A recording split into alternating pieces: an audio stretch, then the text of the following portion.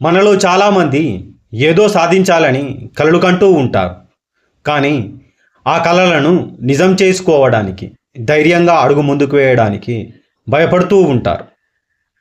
అడుగు ముందుకేయడం వల్ల ఏమవుతుందో, ఒకవేళ విజయం వస్తుందో రాదో, నేను ఓడిపోతానేమో, ఆ పక్క వాళ్ళు ఏమనుకుంటారో, వాళ్ళు నవ్వుతారేమో, ఇలాంటి ఆలోచనలతో వారి విజయాన్ని వాళ్ళే బంధించేస్తారు.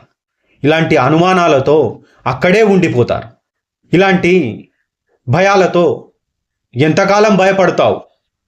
నీకు ఫలితం ఎప్పుడు అనుకూలంగా వస్తుందో నువ్వు చెప్పగలవా? ఒకవేళ ఫలితం అనేది ఎప్పటికీ నీకు అనుకూలంగా రాకపోతే అక్కడే కూర్చుండిపోతావా? భయంతో బ్రతికిన వాళ్ళ పేర్లు చరిత్రలో ఉండవు. పోరాడిన వాళ్ళు మాత్రమే జ్ఞాపకాలుగా మిగిలిపోతారు.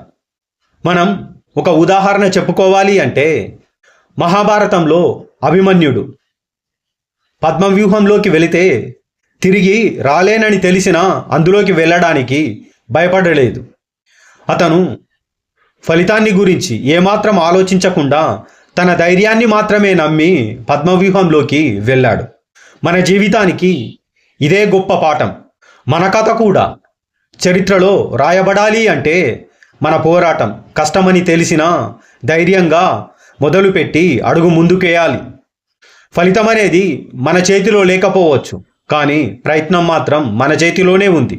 నువ్వు నీ ప్రయత్నంలో గెలవకపోవచ్చు, ఓడిపోవచ్చు, కానీ పోరాడి ఓడిన వాడి గౌరవం ఎప్పటికీ తగ్గదు.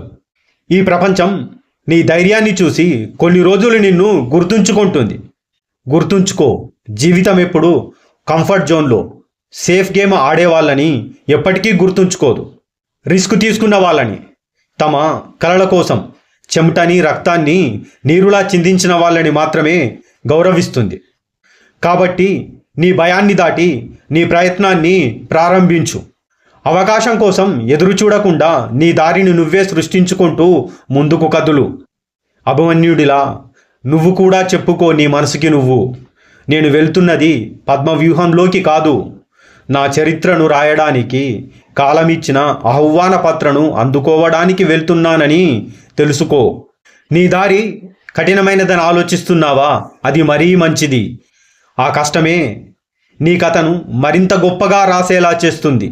నీ చుట్టూ ఉన్నవాళ్ళు ఏమవుతుందో అని భయపడుతూ ఉంటే నువ్వు మాత్రం ఏమీ కాదులే అని ధైర్యంగా అడుగు ముందుకేయి. 1000 మంది భయపడే దిశగా ధైర్యంగా ఒక్క అడుగు ముందుకేసిన వాడు మాత్రమే విజేత. వాణ్ణి మాత్రమే లోకం విజయీభవ అని దీవిస్తుంది. గుర్తుపెట్టుకో, ఫలితాన్ని ఏమాత్రం ఆలోచించకుండా నీ పోరాటాన్ని మొదలుపెట్టు.